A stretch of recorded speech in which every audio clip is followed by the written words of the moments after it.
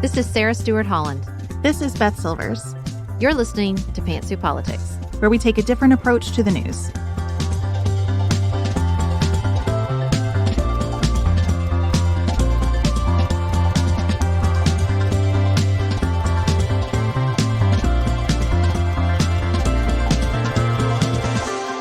Thank you so much for joining us today for a new episode of Pantsuit Politics. We're so glad that you're here. I am here in body and in spirit. My voice is just barely here, okay? And I just appreciate your patience with that. I recognize this is an audio format. It's tough when your voice is barely here, but I'm going to soldier on. I think we have very good conversations coming for you on a series of debacles this week in the Republican primary, in Congress, some real strain in the court system.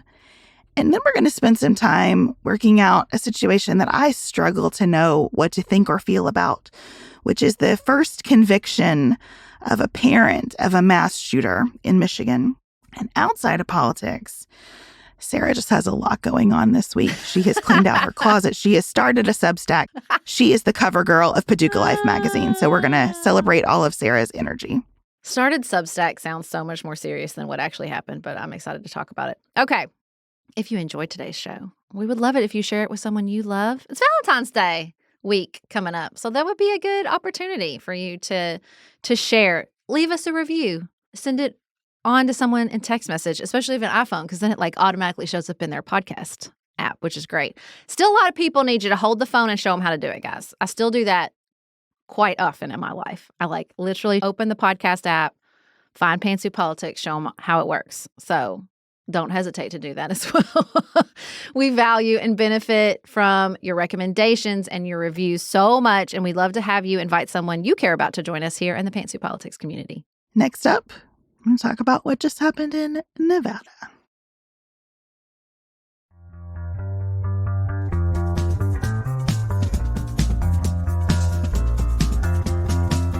Sarah, I made a list of things that all fall under the heading of debacle for me this week. And I wanted to just walk through those debacles with you and see what you're thinking. There's a lot. The first one I would like to talk about Nevada. Now, if you live in Nevada, love you, not mad at you. Mm-hmm. I am really frustrated, and I hate to do this the media sucks narrative, because I appreciate the media and value what they do, but I'm really frustrated with how this is being covered.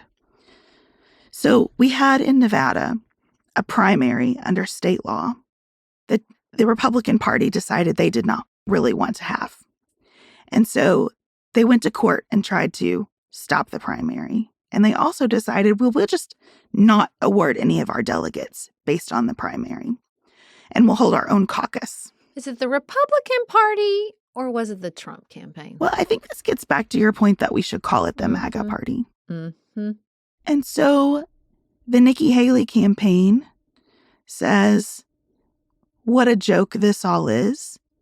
I think this is one time when she rightly uses the word rigged about the awarding of delegates. Yes, agreed. Proper use of that verb. And she doesn't participate in the caucus. She files to be on the ballot in the primary, but she doesn't spend any resources campaigning in Nevada, because why would you spend resources to earn 0 delegates when you know the caucus process was designed to send all of Nevada's delegates to Trump? And the headlines coming out of it become about Nikki Haley with this embarrassing loss in the primary that doesn't matter to none of the above. And I think it's wrong. And I'm upset about it. Yeah, I feel bad I confused our news brief listeners because I just assumed she was the only person on the ballot. And that's kind of how I was talking about it, and didn't even anticipate that there would be none of the above, which quote unquote won. I think that's weird language. That's why I didn't use it. How does a none of the above win? A person has to win, but it's not even winning for her because there are no delegates to win. So all the language is weird because of the situation they've created. It's weird. And this, Beth, is what I would like to say about that. We have had conversations. There has been a lot of reporting about the professionalization of the Trump campaign. And this, to me, says, I think maybe that's a bit overhyped. Now, that woman in Florida freaks me out. I don't like her. She seems very capable. But otherwise... Susie Wiles, is that who you're talking about? Yes. But otherwise, come on. What a mess. It looks silly. I was reading this morning that Latinos in Nevada feel very neglected because Trump didn't even bother. He rigged it so he won. He didn't show up. You're undercutting people's trust in the mail-in ballot process, which is going to be very important in the general. And you're creating all this confusion, frustration, resentment. And this is supposed to be from a campaign that's professional and is playing all the games out in advance and strategically acting. Does not seem very strategic to me. You don't use the word strategy and debacle at the same time. Not usually, anyway. I think they would say how wonderful for them that all the headlines are Nikki Haley lost to none of the above in the primary, that Trump sweeps the delegates from the caucus. I think their timeline is maybe different than yours on this. I am so frustrated because I think the story here is that the Republican Party wasn't interested in what Nevada voters had to say in their primary. Mm-hmm. And were willing to walk through a process that's borderline deceptive. The low information voter is not going to understand the difference between the primary and caucus here. And they're going to feel deceived, rightfully so. I think so. And then for the Haley campaign to have to fight this headline instead of be able to reinforce the salient point, which is Trump stacked the deck for himself here. And that, to me, is the scandal of it. Yeah. He's not upset about rigged elections. He's upset about elections that don't go his way, rigged or otherwise. That's exactly right. And I think you see that level of reasoning affecting the border deal. That's what upset me, these two stories together. So if you're not following, the Republican Party went to Joe Biden and said, if you want to fund Ukraine, we want a border deal. The border is in crisis. We want a border deal. Joe Biden said, okay, I've got Democratic mayors knocking at my door. This is a huge issue. Tell me what you want and I will give it to you. And so they did.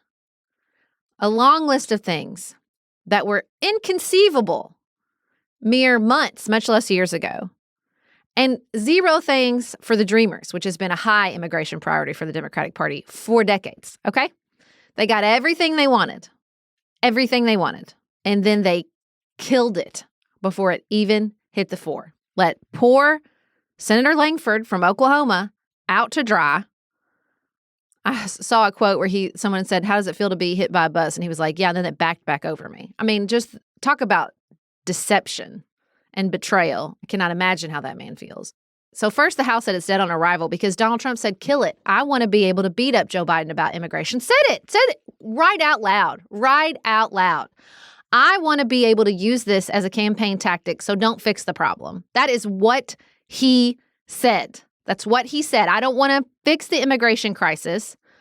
I want to be able to use it as a campaign tactic. So it killed it in the House. The Senate, which is supposed to be the grown-ups in the room, not anymore. They folded like a deck of cards, left James Langford out to dry. And they use this messed up logic of it doesn't matter how strong the laws we pass are because Joe Biden won't enforce them.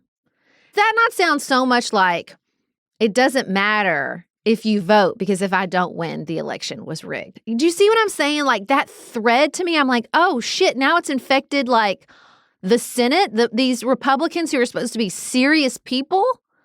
I mean, Chris Murphy went full succession. He was like, they're not serious people. And you know what? He's right. Yeah, Chuck Schumer recessed the chamber and said he was putting it in recess to give our Republican colleagues the night to figure themselves out. Word. Which is correct. And that's not even the most embarrassing thing that happened to the Republican Party last week. It's true. But let's spend another minute here because when you talk about this being a Republican wish list, this bipartisan deal that was struck, it is tightening the requirements for the initial asylum screen, so making it harder to claim asylum here. It's money for 100 new immigration judges to address the backlog. It's money for more machines to screen for fentanyl. It is doing the work that almost everyone agrees needs to be done. The Chamber of Commerce has endorsed it. The Union of Custom and Border Patrol Agents has endorsed it. This seems like a no-brainer that it is the time to do this. And before they even read it, Senate Republicans were saying no to it because of the coming election. It is embarrassing. I really appreciated this from Susan Collins, who voted to advance this deal. She said, this has been an extremely unpredictable turn of events. And with that quote, Punchbowl noted that Susan Collins has not missed a single Senate vote in 27 years. And I think we need to give her a moment of recognition for that. As a hardworking legislator who really wants to get stuff done. Say what you will about Susan Collins, but she really wants to get stuff done. Susan Collins is a serious person. She is a serious person. I don't always agree with her, particularly around Supreme Court votes. I think she got duped, but she is a serious person.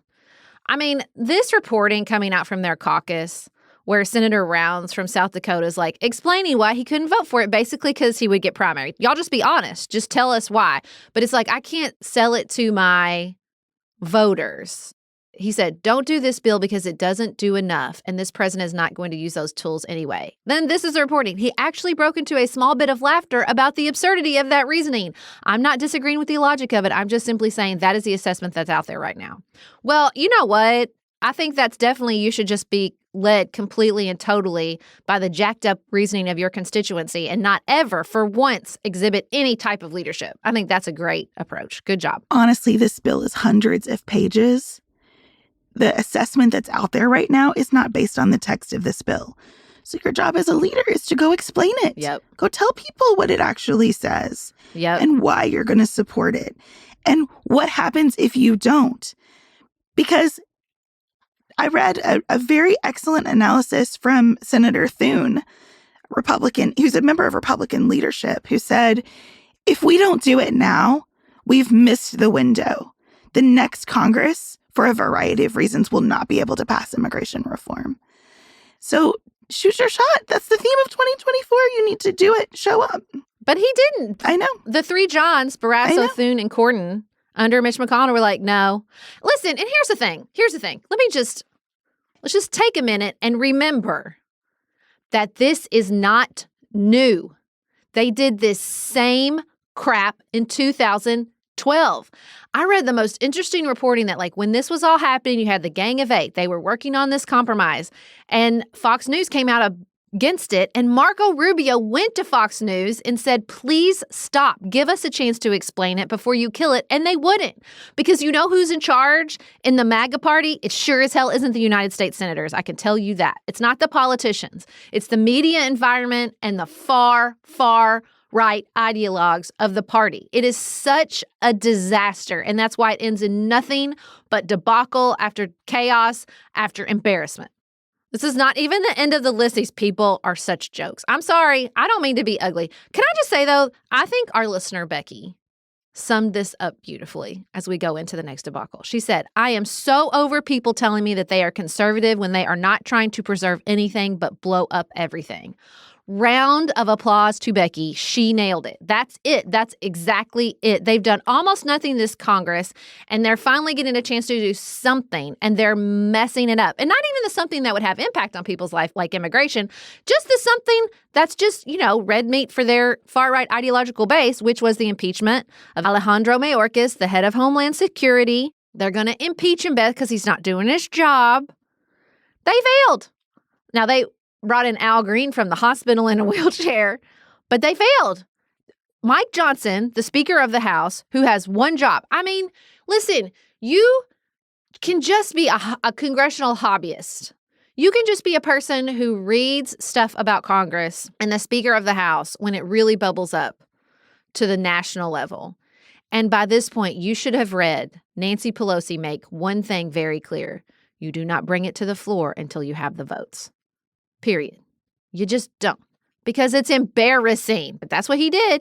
He didn't have the votes. They brought the impeachment, which failed. Then they put forward their own Israeli defense funding bill, which they knew was going to fail. This was like their answer to the end of the border deal. Like, see, we still care about Israel. We're going to fund it this way. Even though we asked you to put this with border control. We walked into that trap. We said, do this. Just kidding. We're going to kill it. Then they create this separate Israeli funding bill, and it fails right after they Mayorkas vote. I mean, what a clown show. What a total and complete clown show. Again, they are not serious people. I actually don't mind bills coming to the floor and failing. I think it's healthy for them to put more on the floor and vote it up or down and then move on.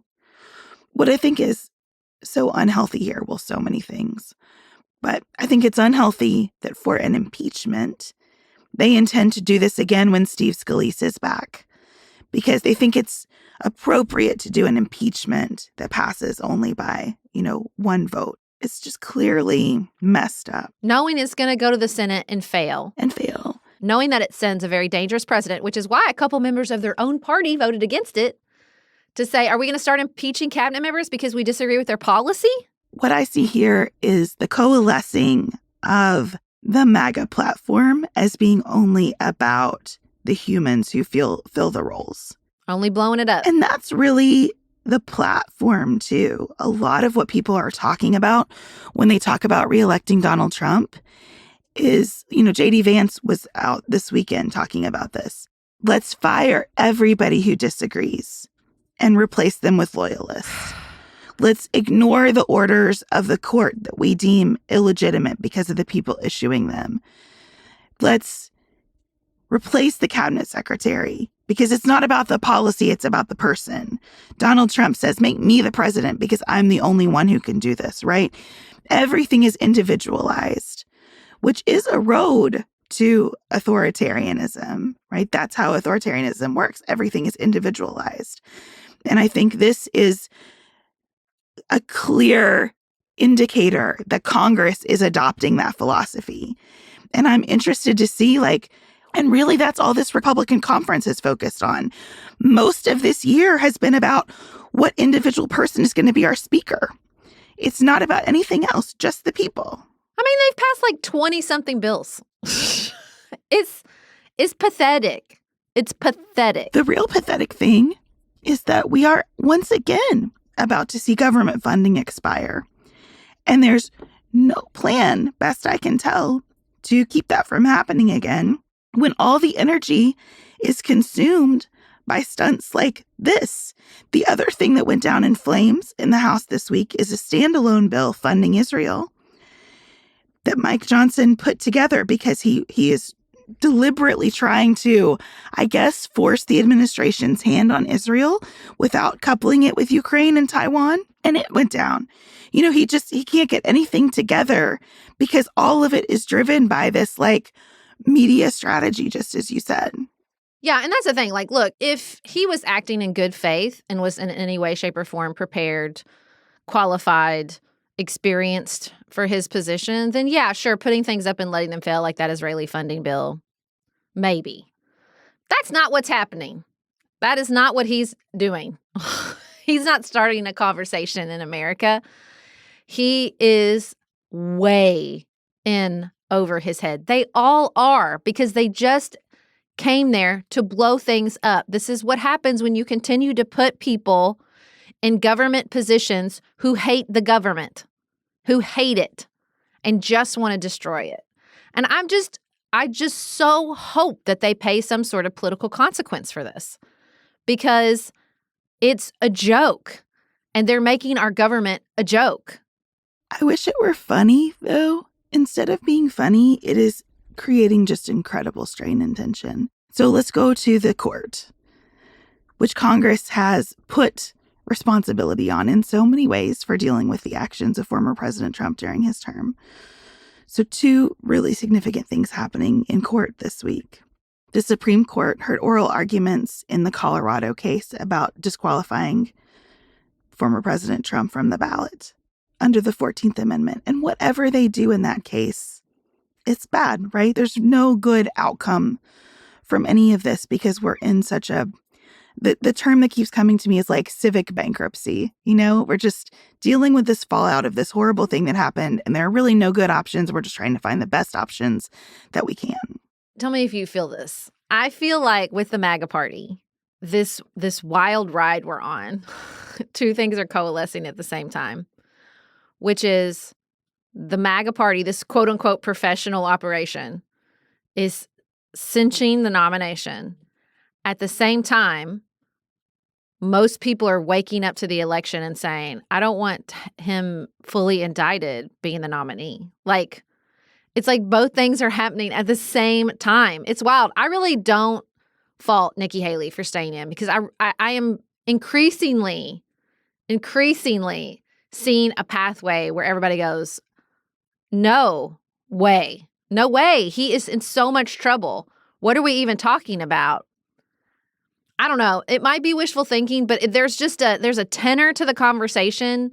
There's an increasing attention and weight to these arguments, to the decisions that feel like they are, I don't know, they're changing things. Maybe it's just wishful thinking, but that's how I feel. I put into the universe my desire for Nikki Haley to go full YOLO. And then she was on SNL. Mm-hmm. And I was like, Nikki, do this. Do it your way. It won't be my way. It won't be everything that I desire from her. But I'm so glad that she's hanging in. Other thing happening significantly in court this week is that we got a decision from the Court of Appeals in the January 6th criminal case saying that former President Trump is not absolutely immune from any criminal liability. No, you're kidding.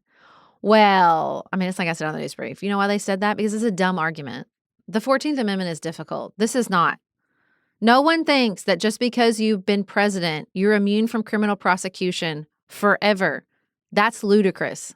That's silly. It's not just ludicrous. It's silly. It's a silly argument. It's silly because the notion that a person serves as president and then becomes a citizen again is foundational to our system.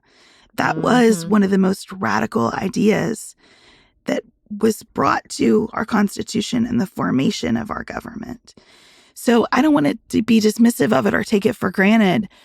I think that we've kind of lost our way because we've taken some of this for granted. I really loved that the Court of Appeals, in making this decision, said that it was doing it not in violation of the separation of powers, but in celebration of it, that this is how it's supposed to work, that the president, a person, is subject to the laws of Congress like any other person and subject to the oversight of the court like any other person. So I thought it was a beautiful decision worth reading in full. I talked about it at length on More to Say, and I hope that you'll check that out because to me it was really important. And my hope is that the Supreme Court will not review it, that the Supreme Court will not take this and just let it stand and let that case proceed. I hope so. I don't know what they're going to do in the 14th Amendment case. I don't think they're going to disqualify Donald Trump, but I think this one is such settled precedent. Not that stopped them before, but I agree. I hope that they just let it stand. We shall see. I do think that 14th Amendment case is hard, and we're going to turn our attention now to another hard case out of Michigan where the mother of a school shooter has been convicted of involuntary manslaughter.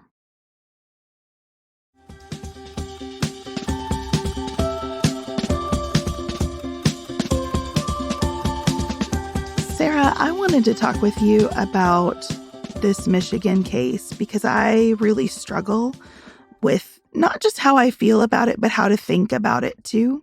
I don't want to talk about the families' names here. There's enough attention on them. But the basic facts are that in 2021, a 15-year-old boy killed 4 students at his school. His parents were then charged in connection with his actions. You might remember it was weird. They tried to hide in a warehouse. The police apprehended them. And we have just had the trial of the mother. The father goes to trial in March. She was convicted after an 11-hour deliberation. The jury's decision seems to have turned on her failure to secure the gun, that she was the last person who had the gun and she left it unsecured in a car. And then the parents were called into school because the boy had drawn a picture of the gun and himself shooting classmates. And there's a dispute about what went down at that school meeting, but the fact remains that he stayed at school and then he did retrieve the gun from his backpack and kill his classmates. That's the part that really got me, was this guidance counselor meeting where the gun was in his backpack the whole time and no one checked the backpack and they let him stay at school. It strikes me in the same way we talk about Uvalde and the police response. I think that there is still a sense in America that it won't happen to me. There is it's not even a lack of imagination. You don't need imagination in America in 2024 to understand how many guns there are and how likely you are to be affected by gun violence. And to me, like, that's the lesson here, and that's the lesson with Uvalde. Like, stop thinking it won't happen to you. Stop thinking you're different. Until we decide as a society, until we accept as a society that everyone is at risk of this. You know, it's the tenor of those covenant parents who thought, but I'm the right kind of parents. I'm conservative. I own guns. I'll go to the Tennessee legislature and they'll understand. And they didn't. And they ignored them. Like, it's just this, you feel that thread in all these stories of, like, again, I don't want to call it a lack of imagination because you don't need any imagination. But that's what's happening to me. It's like, I read that and I'm like, are you kidding me? And now in America, no one checked his backpack? Like, that's wild. And I think I have more sympathy for a parent not being able to see that in their own child than I do almost anybody else. I will never forget the sister of the shooter at my school brought her brother to school, and he had a ton of guns on him, a ton. And I was a teenager and not sensitive or empathetic. And I remember asking her, you didn't think, what is all that? And she was like, who would think that of their own brother? Especially in 1997. And I think about that all the time because often, even if you're a person driven by anxiety, it takes you a long time to realize, like, the stuff that you're worried about always catches you off guard. It doesn't matter how busy your brain is trying to anticipate them. That's not how life works. So I have more sympathy for the actual family members because it's just hard to think that of your own child. If you have not read Sue Klebold's book, one of the Columbine shooter's mothers, highly recommend it because she walks through, like, what happened and what she missed. But there was, like, even a woman in that story, there was, like, a friend's mother who went to the police and said, these kids are dangerous, especially Eric, not Sue Klebold's son. Like, he's dangerous. She tried to do everything she could. And it wasn't enough. And it's like, I think that is the hardest part. Like, where you feel like somebody could have done more or they did everything and it wasn't enough. Because we can keep doing this, but until we decide as a collective to do something, it only makes us feel better in the short term to blame people like this woman. I think that's what I'm struggling with. I rarely believe that criminalizing conduct and punishing people harshly has the scope of deterrent effect that we hope it will. But I understand that that's what these prosecutors are going for. A way to say to people, no, you must take this seriously. And if you are going to have guns in your home, you are responsible for what happens with those guns. And I'm not opposed to that. I'm really not. I'm not opposed to that either. I really struggle with the prospect of 60 years in prison for a parent. I'm not sure what good that does. She expressed, this mother on the stand, a lot of what you were saying, Sarah. She said, you think about how to protect your child from the world. You don't think about having to protect the world from your child. She also said some weird things. Like, she said she didn't really have any regrets. There weren't things that she would have done differently. And I think it's hard to receive that without the context that she has been in jail for 2 years and 2 months awaiting trial. That's just mental survival at that point. That's right. I don't think anything happens to make you think more clearly and grow and evolve when you're awaiting trial for 2 years in jail. I think that's it. Or the opposite. Or you're just shutting doors to survive, right? It's almost like two extremes. Either you're opening all the garage doors in your brain to allow a path forward even behind the walls of a prison, or you're shutting all those doors so that you can survive behind the walls of the prison. And look, a lot of that depends on the capacity that you had when you walked in. And your capacity as a parent to know how to respond to indicators of mental health struggles in your kids. It's not the same for all of us. The prosecution presented evidence of text that this shooter sent to his mom saying, I think there are ghosts in our house. And she thought it was a joke. She thought he joked about the house being haunted. She said she didn't take it seriously. I don't know where that line is where we're convicting this woman for being not the most attentive mom versus convicting her for just a level of reckless disregard that led to the deaths of these other children. It is an impossible situation. And the only feeling I'm sure of when I read about this case is that I just feel for these jurors having to make this decision. That's, I think, almost too big of an ask. We ask a lot of jurors every day, but for the first time to have to consider the liability of a parent here on these facts, it just feels like such an ask of these people to me. I think what I really didn't like was the emphasis on her neglectful parenting, this idea that she was more consumed with her horses and her extramarital affair with her than her son. Yeah. I don't mind you saying there will be legal responsibilities if you do not correctly and safely store your weapons. But that's not a winning case, and they probably knew that. That's not enough. Not for involuntary manslaughter. Like, I don't mind some legal charges for gun storage and safety and negligence. But this idea that she just wasn't paying enough attention to her child really bothers me. It really bothers me. Not because I don't think that there are neglectful parents. There absolutely are.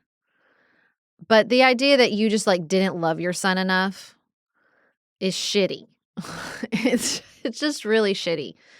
And, I really think Sue Klebold's book should be required reading because she walks you through that maze of your own thinking and the day-to-day stresses and the fact that at the end of the day, your child is another human being who you do not have control over.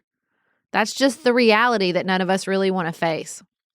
There's this really great piece in The New Yorker by Patrick Radden Keefe about Zach Bretler, this teen who he jumped, was pushed, maybe thought he could make it from this apartment building in London, and he died. And it turns out that he was had this whole created life that his parents didn't know about, where he was faking being an oligarch's kid and got swept up with these very dangerous people.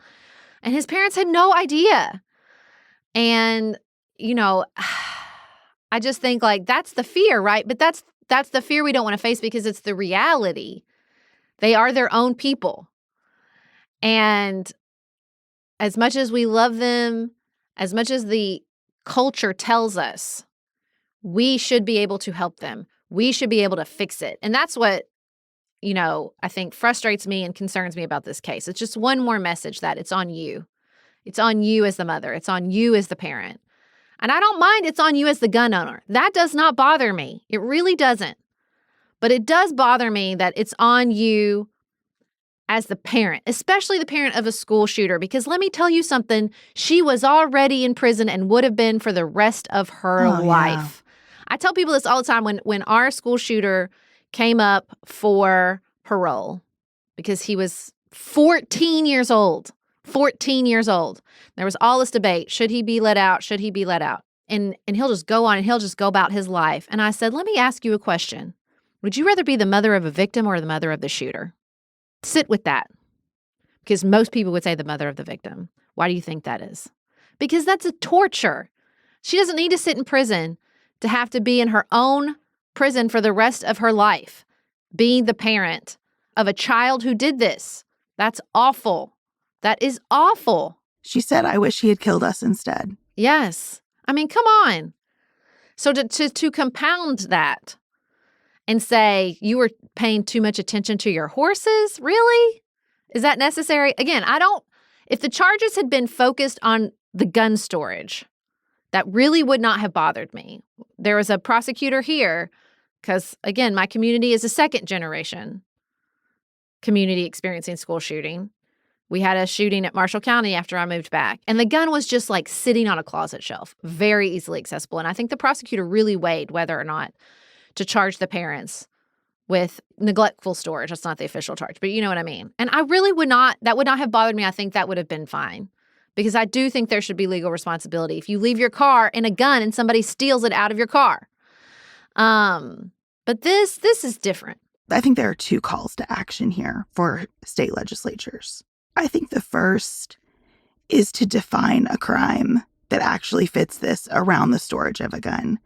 That we need to define the responsibility of a gun owner to safely store the weapon and to define the consequences if they fail to do that and the gun is used in a way that causes harm. I don't even care if the gun isn't used to cause harm.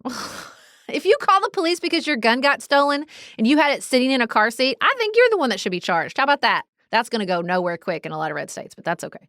Well, it is. I mean, that's the thing. People aren't going to want to define that crime because they'll see it as an intrusion. Please. But I think it needs to be defined. I think that's much better than trying to convict people of manslaughter.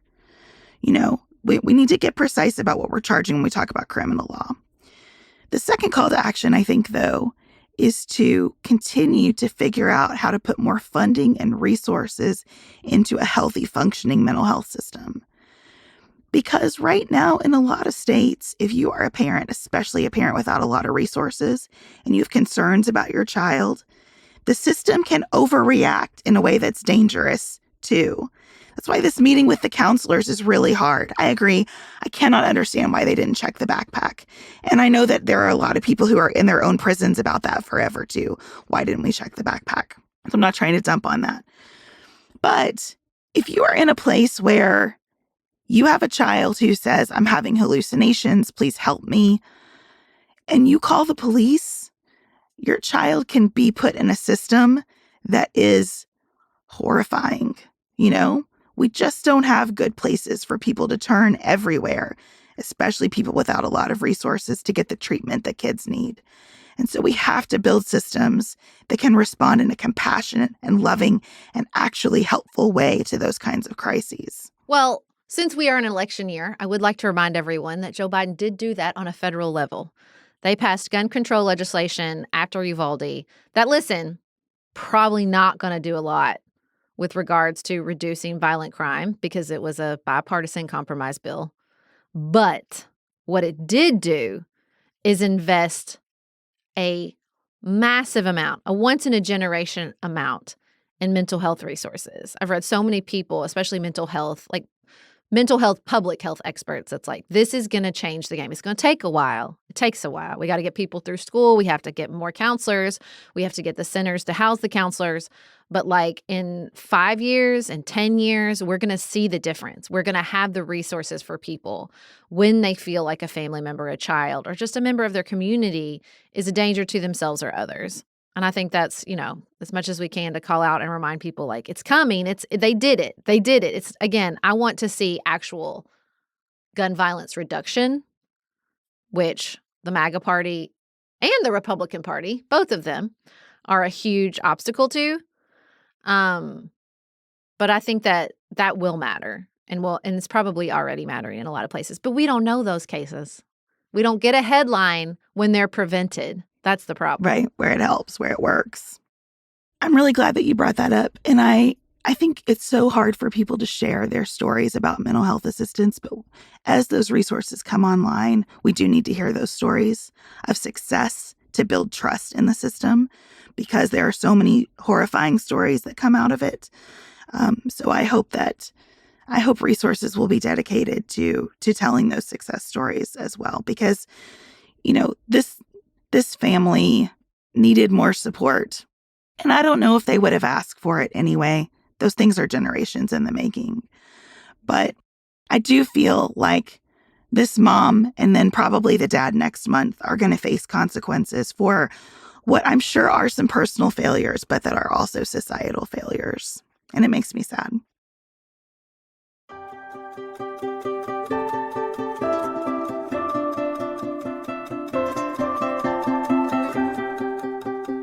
Sarah, we always end with what's on our minds outside of politics, and as my voice probably indicates, not much here. I'm just in survival mode trying to get out of this infection. So you tell me about your big week, because I just was sitting finding the end of the internet, and I get an email from your Substack, and I was very surprised. So tell me what's going on. So was I. I launched it on a whim. Okay, it starts with my closet, Beth. This is how it starts. My closet was out of control. It was dirty. It was messy. It was overwhelming. So on Monday, I was like, it's time. And so I spent all day on my feet cleaning out my closet.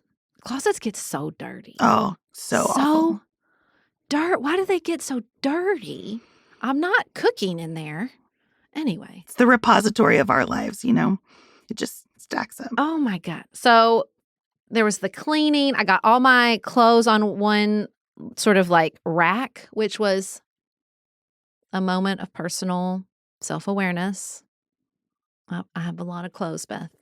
I have a lot of white. Like 40% of the things I hung up were white. Please don't let me purchase any The more problem, white though, pieces, is that okay? white really works for you. That's why you have it. I do. And here's the other. In my defense, I know it's, my year of cherish/less because I can't quite let go of less. White gets dingy. You got to spread out the wear. So like I have several white button-ups. You can't wear the same one all the time. If you really like it, it'll be kaput like that. Okay, so there is some reasoning. There is some logic in the madness. Okay, but I got it all cleared out. And I mean, it looks so good in there. And then I got that Marie Kondo energy. You know, the first time I did Marie Kondo for my whole house, I ran for office and started this podcast with you. For real. It's real. Do you feel that when you clean things out, all of a sudden your brain is like, I got some space, yo. For sure. Absolutely. It's a thing, okay? So I'm sitting there, I'm reading all my emails. We have 2 meetings get canceled. And I've been I usually post what I read on Instagram. But as we all know, I don't want to be on Instagram anymore unless Taylor and Travis drag me there. I've really tried. I've set up a bunch of speed bumps with some apps that make me answer questions and do some tasks before I can open it. My phone goes grayscale at 3 p.m. I'm like really trying to push it out there. And I didn't love doing it on Instagram because I felt the pressure to like post as I finished a book because then there might be another post and you don't want to post all at once. You know what I'm saying? Like there was some like deadline-ish pressure to post on Instagram when I would finish a book that I didn't like. And so I thought, well, maybe I'll post them all at the end of the month. But it's February 8th, and I had still not posted for January because I also didn't want to do that. And so I was like, but I do want to talk about the books I've read. So I was like, oh, I don't know. And then I was reading Kendra's email, The Lazy Genius, and she always puts all her books in the email. And I was like, I could do that. I could just write them in a Substack because I like Substack because it sort of feels like a blog, which is how I started in social media. And I do have a list from like 2018, my old school blog. And I was like, okay, well, why don't I just do that? So like on a whim, I did it. I was like, got it, set it up, sent it out. It was so easy and so fun. And I really like it. I just like that I have control. I can post as much or as little as I want. So don't go to my Substack because you want regular correspondence about what I'm reading, y'all. This is going to be when I feel like it, at least monthly, maybe more. But I really enjoyed the kind of more expansive space to talk about it. And also, here's the truth. Sometimes I don't like books, but I don't want to put people on blast on Instagram if I don't like their book. You know what I mean? Like, I just need a little private space to talk about. Maybe I didn't like that book. Because every time I put like a 4 or 5 star and I can hear Jamie Golden in my head being like, everything can't be a 5 star. But I don't want to put a 3 star or a 2 star on Instagram. You know what I'm saying? Like, it just feels mean. I just read a novel that I didn't like very much. And I just thought, I'm just not going to tell anybody. See? It just wasn't great. That's fine. But you should tell people because people should be protected from bad books. You know what I'm saying? But it's also subjective too. It is. Which is what I think is the value of like people who do this. I mean, Anne Bogle is obviously the queen of it. The queen. When you are regularly sharing your thoughts, then people can figure out if they're going to kind of see it the way you do or not. Yeah. I don't share enough for people to know. So I think it would be very wrong of me to be like, I didn't like this book, because what are you judging that against, right? I'm not regularly telling you about what I like in a novel. So I think putting it out there, my only worry for you is that it will become another job. Because I think it is so hard to have true hobbies. It's so true. When you do creative work. And it's so easy to feel the should of I should post again, or it's time for this, for it to all become kind of a chore when you do creative work and you publish it. That's true. I mean, well, the reason I wanted to do it is because I really I have a commonplace journal where I record my quotes. I'm reading this book right now called Subtract, because, Year of Bliss. And the author is talking about, like, if we're adding information, but we're not distilling it into wisdom. That's why I really want to write about what I've read. I don't want to just plow through the books to rack up some big number on my reading guide. I do want just a little, like just a dash of accountability to like process what I've read. So I'm not just, you know what I'm saying? Like, I'm not just reading to read, but I want to turn it into something. I want to like what sort of like we were talking on More to Say, like pull it from one side of my brain to the other and figure out what I took away from it. So I just want to space through that. Y'all, this is the free newsletter. Again, do not depend on when it will come out. But I did want something. And, I miss writing like that like on a blog sometimes. I really do. Even though when Maggie tells me to write the newsletter, I'm often delinquent. See, I'm a mystery wrapped in an enigma, Beth. This is what is the reality. I get it. I have a little bit of a pull to write about faith exploration. Yeah, you set up your Instagram about that. But then it felt the same way. It just felt, I don't know. You need a Substack. I'm telling you, maybe you should just take that account to a Substack too. It feels less pressure to me. I just don't know. I think I will turn it into pressure for myself. Yeah. So I'm trying to figure out what's the right thing there. But I get it. I think when you are a person who loves to communicate, there's really no end to that. And That's it's just true. trying to figure out, like, how do I put that in containers that are manageable for my life? I did get most talkative in high school, Beth. Don't forget. Actually, fun little side note quickly before we wrap up. I talk about in my new feature in Paducah Life magazine. You guys, I'm the cover of Paducah Life. This is the culmination of my life, Beth. I don't want to put too much emphasis on this. Paducah Life magazine has been the thing in Paducah since 1990. And I always wanted to be the cover girl. And now I am, Beth. It's a dream come true. I'm so happy for you. It's so fun. And the funnest part is that I pitched to Darlene, do you know Interview Magazine where like the celebrities interview the other celebrities? It's really cool. And they always have the coolest conversations. And so as some of y'all know, Sarah Bradley from Top Chef is from Paducah. We actually went to high school together. So Sarah interviewed me for this Paducah Life feature. Now, it's not online yet, but don't worry, guys, because we're going to share that conversation probably over the summer that Sarah and I had. It was so fun because I only get to talk to her like in the moments when she's like passing me in the restaurant or when we had that awesome event at the Freight House during our weekend in Paducah. But that was still just like 30 minutes. We sat and talked for like almost 2 hours. It was so fun. So that was another super fun thing that happened this week. Well, congratulations. You got a lot going on over there. Thank you all so much for spending time with us today. Please remember that if you enjoyed today's show or any of our work, we would love for you to share it with the people in your lives. You can tell them that I don't always sound like this. We'll get through it. Bless it. Everybody just close their eyes and think healing thoughts for Beth's upper respiratory system right now. I really appreciate it. That's going to work. That works. I believe it does. We'll be back next week, and hopefully I'll sound back to normal then. Until then, everybody have the best weekend available to you.